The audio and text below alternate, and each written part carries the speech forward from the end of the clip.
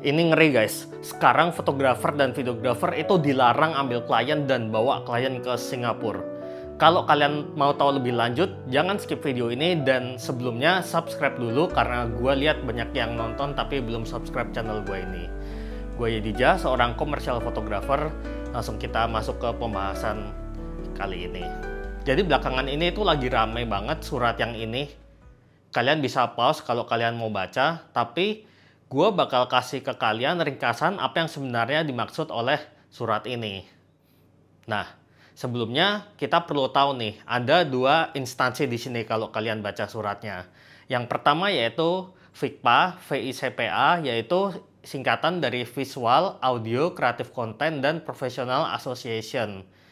Ya, basically ini tuh sejenis ormas atau asosiasi lah bisa dibilang. Itu kumpulan para freelancer dari berbagai industri di Singapura, khususnya industri kreatif. Sedangkan yang di kop surat sebelah kiri ini kalian bisa lihat MOM atau Ministry of Manpower. Itu kalau di Indo itu sejenis Menteri Ketenagakerjaan gitulah. Nah, surat ini tuh bisa viral dan rame itu bermula dari banyaknya laporan terutama dari asosiasi yang VICPA itu yang menyoroti karena banyak banget pekerja migran atau pekerja asing atau turis yang menggunakan haknya sebagai turis untuk bisa bekerja di Singapura.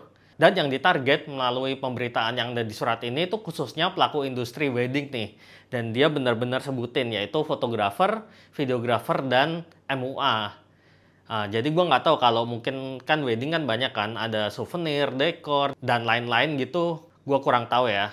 Intinya si VICPA ini itu bekerja sama dengan Menteri Ketenagakerjaan yang ada di Singapura untuk bisa memproteksi pekerja kreatif di Singapura. Jadi gue mau kasih dua skenario ini nih. Yang pertama itu banyak perusahaan atau vendor Singapura.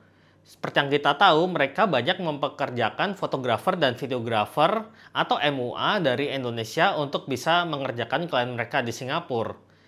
Kenapa? Ya, kita tahu sendiri kan, seberapa murah harga rate jasa kita jika dibandingkan dengan pekerja di Singapura itu sendiri. Kalian pasti paham banget nih. Dan benar, secara bisnis itu pasti menguntungkan karena yang namanya vendor itu kan pasti mencari untung sebanyak-banyaknya dan dengan budget serendah-rendahnya. Ya, di satu sisi itu memang ilegal. Tapi di sisi lain ini bisa jadi refleksi juga buat kita para pekerja seni, para pekerja kreatif itu buat kita bisa meningkatkan value dan nggak menggadaikan harga murah kita ke negara lain guys. Khususnya di industri kita, industri kreatif ini. Lalu untuk skenario yang kedua, kita sebagai individu yang mau bekerja di Singapura. Itu sebagai peringatan kita untuk lebih berhati-hati nih. Misalkan kalian mau bikin package pre-wedding atau wedding ke Singapura gitu. Dan juga bisa jadi refleksi supaya kita itu tidak berbuat ilegal. Nah, gue bilang ilegal di sini karena ya ini sebenarnya sangat gray area ya. Yang dibilang surat tersebut itu kan wedding. Tapi kan gimana dia nggak nyebutin kalau misalkan bukan wedding tapi foto engagement gitu. Karena ya kalau di luar negeri itu kan prewedding nggak lazim. Biasa mereka nyebut prewedding itu engagement foto gitu. Atau misalkan nih kalian hanya foto couple shot atau casual, foto keluarga sendiri gitu, gimana? Itu kan sangat-sangat gray area sebenarnya. Nah, mungkin kalau ada orang Singapura yang ngerti tentang ini bisa sharing di kolom komentar di bawah. Nah, sekarang gue mau summary isi suratnya ini. Ada beberapa poin.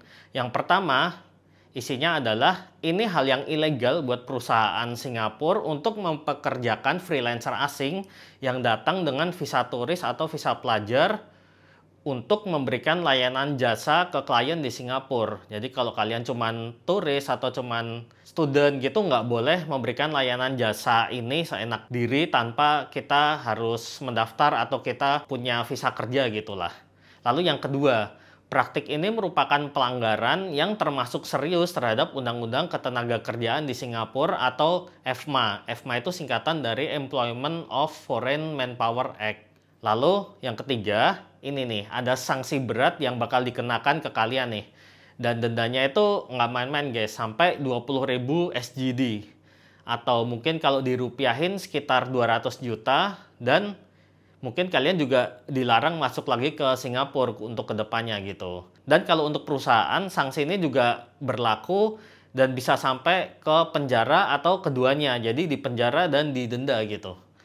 Lalu yang keempat, masyarakat yang mengetahui praktik ilegal ini itu diimbau buat melapor ke MOM atau Ministry of Manpower ini. Jadi memang ada prosedurnya buat melapor, nggak sembarangan. Lalu yang kelima, asosiasi FIKPA ini itu mendorong perusahaan untuk menggunakan tenaga kerja lokal Singapura, dan mereka sebagai kompensasinya juga menyediakan direktori list-list freelancer lokal yang terpercaya dan mematuhi kode etik. Jadi gimana nih? Ini mungkin kalau di Indonesia semacam yang sertifikasi itu ya, mungkin mau mengarah ke sana gitu. Coba kalian bisa komen di bawah. Terus ini nih, setelah gua pelajari sedikit lebih dalam, karena gua kan bukan anak hukum juga ya. Mungkin kalau ada yang anak hukum di sini bisa jelasin lebih jelas lagi. Atau gua juga bisa kasih YouTube gua ini open buat diskusi. Kalau memang ada anak hukum yang ngerti banget tentang hukum ini dan mau bersedia, bisa kontak gua. Dan sebenarnya hukum ini tuh udah lama guys, jadi ini bukan hal yang baru. Hanya aja implementasinya itu nggak banyak yang ngelakuin, karena ya pihak otoritas, ya seperti kita tahu lah, di semua negara itu kan hanya menindak kalau ada laporan aja dan ada bukti, mungkin seperti foto, invoice, atau kita bener-bener nge-ads yang disertakan gitu. Intinya harus ada yang lapor lah. Jadi yang gua tangkap nih, asosiasi FIKPA itu tuh hanya mendorong dan mempertegas hukum yang sudah ada supaya bisa lebih dijalankan gitu. Dan gua juga nggak tahu apa hukum ini bakal dijalankan oleh otoritas tempat atau enggak, atau memang cuman berdasarkan laporan aja. Karena ini ngeri guys. Kalau benar-benar dijalankan otoritas setempat, itu berarti bakal sama kayak Indonesia nih. Karena bisa aja waktu misalkan kita foto nih di taman mana atau di Marina Bay, nah itu bisa jadi ada pihak otoritas yang bakal datang ke kita buat nanyain kita udah ada izin kerja belum gitu. Dan mungkin kita dimintain KTP, apakah kita benar-benar warga negara sana, dan kita diinterogasi seperti itulah. Jadi ya ribet lah, sama seperti di Indo gitu. Ya itu kalau memang benar-benar jalankan otoritas ya. Tapi kalau memang hanya berdasarkan laporan, ya berarti harus ada cepunya terlebih dahulu nih, yang foto-fotoin BTS-nya kita mungkin, lalu ngelaporin, dan benar-benar dia itu niat buat buktiin kalau kita lagi melakukan pekerjaan komersial gitu. Jadi buat kesimpulannya ya, kita harus lebih bijak aja buat menyikapi ini, apalagi untuk keperluan foto komersial. Dan kalau ya kita mau benar-benar aman, ya kita harus ajuin izin kerja aja di sana. Jadi benar-benar profesional sekalian gitu. Atau kalau kalian punya partner vendor di Singapura, kalian minta mereka buat bantu kalian biar bisa punya izin kerjanya gitu. Jadi apa ini sebenarnya menurut kalian sebuah kebijakan yang bagus yang dijalankan pemerintah Singapura buat memproteksi pekerjanya sendiri? Apakah ini berarti mereka nggak menghargai pasar bebas di antara negara-negara Southeast Asian yang baru beberapa tahun lalu itu memang sengaja dibuka lebar?